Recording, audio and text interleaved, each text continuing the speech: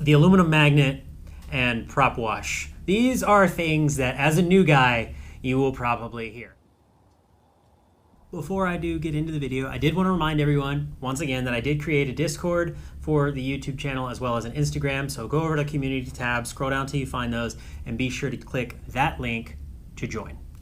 Let's get into it. My name is Bryce. I am an AMP IA. I've been an AMP for about 10 years in general aviation, and I've been teaching at a FAR Part 147 school for about the past 4 years. I wanted to make this video to bring you some list, if you will, of slang and things that you will hear in an aviation mechanic as a newbie or somebody who is just starting out that might not make a lot of sense to you. So without any further ado, my first thing that I'm going to give you that I started to hear as an aircraft mechanic very early in my career, which was very confusing to me, is the term wallard. Now this might be very specific to Texas, I will say that, but I've heard a lot of people in Texas use the term wallard out, and I at first was like, what are they saying, wallard out?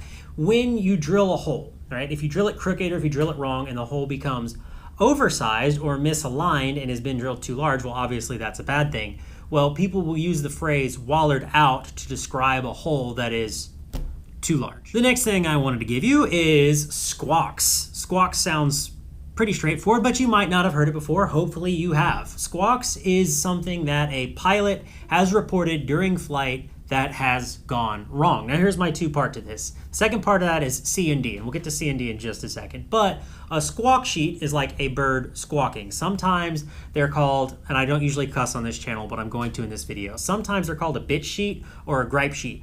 And basically it's things that the pilot has written up. If you ever want a good laugh, FedEx put out an article of things that pilots have squawked over the years, things that pilot have said, like airplane does not work in autoland.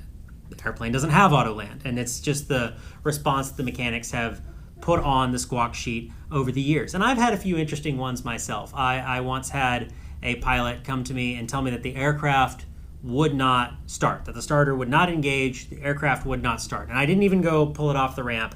I just walked out onto the ramp and I looked in the aircraft and I go, "Did you turn the master on?"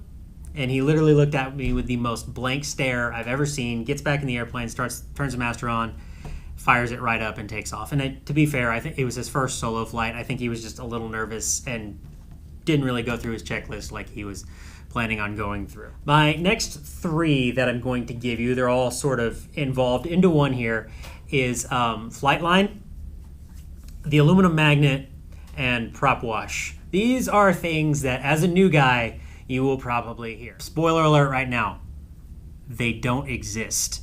Okay, prop wash defines the air that has been turbulent, the turbulent air, there you go. Prop wash describes the turbulent air behind a propeller when the engine is running. Well, your new mechanic may tell you, man, there's a lot of bugs, you need to go get some prop wash for that. Prop wash doesn't exist. Now, I'm sure there's probably a company out there that has created it and labeled their product prop wash because of that. But for a long time, it was something you sent somebody out on a wild goose chase just to give them a hard time. Same thing with the aluminum magnet. If you work around ferrous metals for very long, you know that aluminum is not one, and it's therefore not magnetic. So the aluminum magnet is probably just a broom.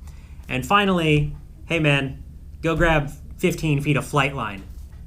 Again, flight line is not actually a thing. The flight line just describes the line where all the aircraft are at and are moving. The next one that I will give you is smurfed.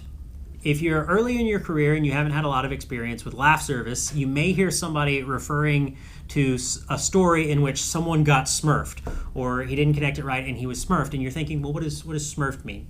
I hate to use this example, but if you ever go to a carnival or a rodeo of some kind and look in a porta potty, you'll notice there is blue water in there. They use the same agent or chemical in blue water systems on aircraft as well. So when the aircraft lands, typically the ground crew will do it, but occasionally mechanics do have to service the lav, which means connecting the lav service truck and draining the black water tank, which is full of all of the blue water, urine, and turds.